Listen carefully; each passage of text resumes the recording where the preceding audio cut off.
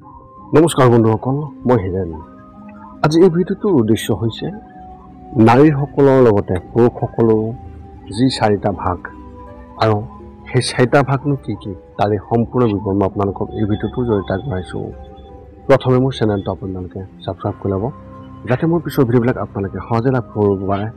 লগতে মোৰ ভিডিঅ' যদি ভাল লাগে তেন্তে লাইক আৰু শ্বেয়াৰ কৰিব, কমেণ্ট কৰি আপোনালোকৰ মনোভাৱ প্ৰকাশ কৰিব। এতিয়া মূল বিষয়লৈ। আমি সকলোৱে জানো যে নাৰীসকলৰ লগতে পুৰুষসকলৰো 4টা বিশেষ ভাগ আছে। নাৰীসকলৰ যেনেকৈ পদ্মিনী, চিত্ৰণী, শংখিনী আৰু হস্তিনী, ঠিক তেনেকৈ পুৰুষসকলৰো 4টা ভাগত বিভক্ত কৰা হৈছে। এই 4 ভাগৰ সম্পূৰ্ণ বিৱৰণ আপোনালোকে এই ভিডিঅ'টোৰ জৰিয়তে লাভ কৰিব, যাতে আপোনালোকৰ সুবিধা হয় যে আপুনি কোন জাতৰ পুৰুষ হয় আৰু আপোনাৰ চাৰিওফালে থকা যিসকল পুৰুষ ব্যক্তি তেওঁলোকক যাতে আপোনালোকে সহজে চিনি পাব পাৰে। আৰু লগতে আমাৰ সাংসাৰিক জীৱনতো এই নাৰীসকলৰ লগতে এই পুৰুষসকলৰো যি জাত, সেই জাতৰ জৰিয়তে আপুনি আপোনাৰ ওচৰত থকা যিসকল ব্যক্তি তেওঁলোকৰ সংসাৰৰ বিষয়ে জানিব পাৰিব। আৰু যিসকলে বৰ্তমানলৈকে বিবাহ পাশত আবদ্ধ হোৱা নাই, তেওঁলোকেও যাতে এই ভিডিঅ'টোৰ জৰিয়তে গম পাব পাৰে যে তেওঁলোকৰ দাম্পত্য জীৱনত আগবঢ়াৰ আগত তেওঁলোকে কেনেদৰে বিচাৰ কৰিব। এতিয়া আমি আপোনালোকক এই ভিডিঅ'টোৰ জৰিয়তে আগবঢ়াইছোঁ। সৰ্বপ্ৰথম হৈছে সহগ জাতীয় পুৰুষ। সহগ জাতৰ পুৰুষসকলৰ বৰ্ণন এনেধৰণৰ: এই ব্যক্তিসকলৰ শৰীৰটো কন্দৰ্পৰ দৰে সুন্দৰ, মেৰুদণ্ড আৰু ভাল ভংগীমা। এই ব্যক্তিসকলৰ শৰীৰ অলপ চুটি হ'ব পাৰে বা দীঘলো হ'ব পাৰে। এই পুৰুষসকল শান্ত আৰু ভদ্ৰ, লগতে উপকাৰী। তেওঁলোকৰ মন আনন্দ পৰৱৰ্তী লাভত থাকে। সেই ব্যক্তিসকলৰ ভাষণ অতি গুৰুত্বৰ, মুখখন সদায় উজ্জ্বলিত আৰু হাঁহিৰে ভৰা। এই সহগ জাতীয় পুৰুষসকলৰ মন সাধাৰণতে কামনাৰ পৰা বিশেষভাৱে বঞ্চিত থাকে। তেওঁলোকৰ মনত কোনো ধৰণৰ পাপ নাথাকে। এই ব্যক্তিসকল ভক্তিময়, উচ্চ মনোভাৱৰ লগতে প্ৰেম বেছি পচন্দ কৰে, যাৰ ফলত বিভিন্ন নাৰীৰ প্ৰতি তেওঁলোকৰ ইমান মোহ দেখা নাযায়। তেওঁলোক গুৰুভক্তি, ধ্যান আৰু ভগৱানৰ পূজা অৰ্চনাৰ প্ৰতি অতি আকৰ্ষিত। এই ব্যক্তিসকল বাক্যত অতি মিঠা, মন আনন্দময়, চেহেৰাত খুবেই ধুনীয়া আৰু চুলি খুবেই কোমল আৰু ক'লা হয়। সিহঁতৰ মুখখন বিশেষভাৱে ঘূৰণীয়া আৰু শৰীৰ আকৃতি অতি মধ্যমীয়া। হাত ভৰি বৰ লঘু আৰু ধুনীয়া। তেওঁলোকৰ আত্মসন্মান অতি গুৰুত্বপূৰ্ণ। এই ব্যক্তিসকল গুৰু ঋষিৰ প্ৰতি অতি ভক্তি থাকে। এই ব্যক্তিসকলৰ লিংগ 6 আঙুলিৰ দৈৰ্ঘ্য আৰু বীৰ্য অতি সুগন্ধি। এই ব্যক্তিসকল অতি লঘু আৰু মাজে মাজে কামনাৰ সৃষ্টি হয়। এতিয়া আপোনালোকক মৃগজাতীয় পুৰুষৰ বৰ্ণন আপোনালোকক আগবঢ়াইছোঁ। এই ব্যক্তিসকলৰ সাধাৰণতে দীঘল অংগযুক্ত, গতিকে খোজ কঢ়াৰ ধৰণৰ পৰা তেওঁলোকক বহুত চিনিব পাৰে। দীঘল অংগৰ বাবে খোজ কাঢ়িলে যেন জঁপিয়াইহে গৈছে। এই ব্যক্তিসকল অতি পেটু, যথেষ্ট শক্তিশালী, কিন্তু বিশেষ মেদবহুল নহয়। এওঁলোকে দিনতেই হওক বা ৰাতি হওক গান গাই ভাল পায় আৰু এওঁলোকে দেৱক আৰু আলহীক অতি সেৱা কৰে। গুৰু ভক্তি আৰু ঈশ্বৰৰ প্ৰতি বিশেষ মনোভাৱ দেখা যায়।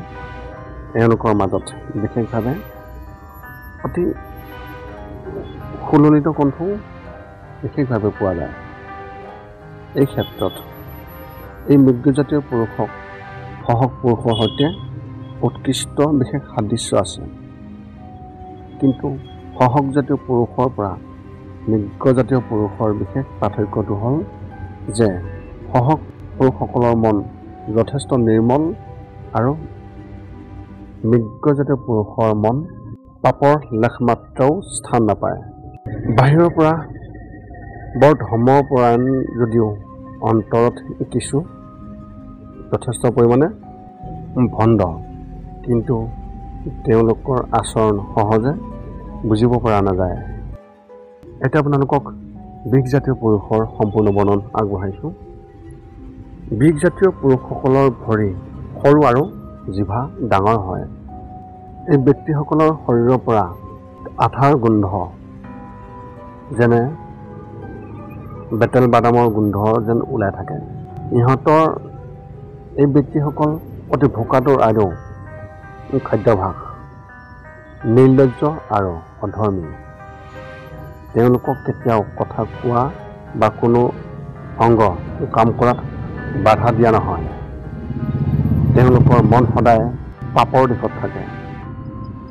পাপ কৰাৰ প্ৰৱণতা সদায় তেওঁলোকৰ মনত জড়িত হৈ থাকে।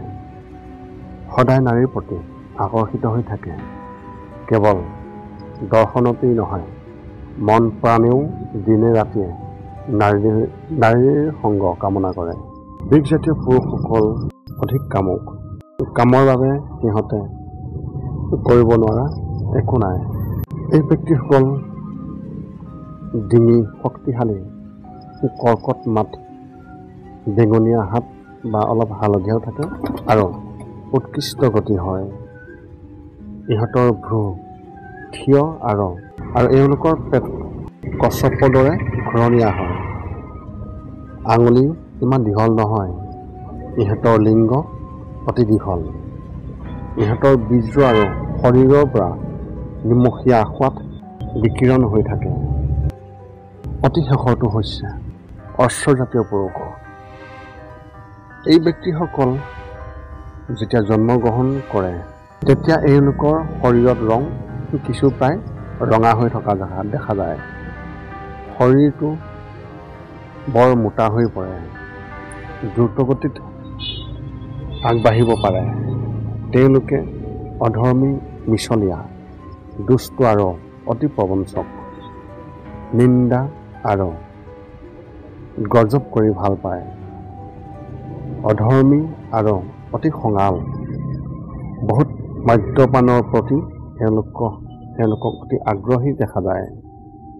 যেতিয়াই কোনো নাৰীক দেখে তেতিয়াই তেওঁলোকৰ প্ৰতি অতি আকৰ্ষিত হয় আৰু তেওঁৰ সংগৰ কামনা কৰে। এই ব্যক্তিসকল সদায় নিজৰ স্বাৰ্থ আৰু কামনাৰ পিছত লগাত ব্যস্ত থাকে। বাকী ওপৰৰ যি তিনিজন ব্যক্তিৰ কথা আপোনালোকক উল্লেখ কৰিছিলোঁ, যেনে সহক, মৃগ আৰু বৃগজাতীয় পুৰুষৰ কথা, সেই পুৰুষসকলতকৈও অতি বেছি শক্তিশালী হয় এই অশ্বজাতীয় পুৰুষ। এনে ব্যক্তিসকল সাধাৰণতে ওখ আৰু মুখখন দীঘল হয়। এওঁলোকৰ দীঘল আৰু সংকীৰ্ণ কাণ, মূৰ আৰু সংকীৰ্ণ পেট, চুলিবোৰ ডাঠ আৰু কোচা হয়। অংগবোৰ অতি দীঘল আৰু মজবুত হয়।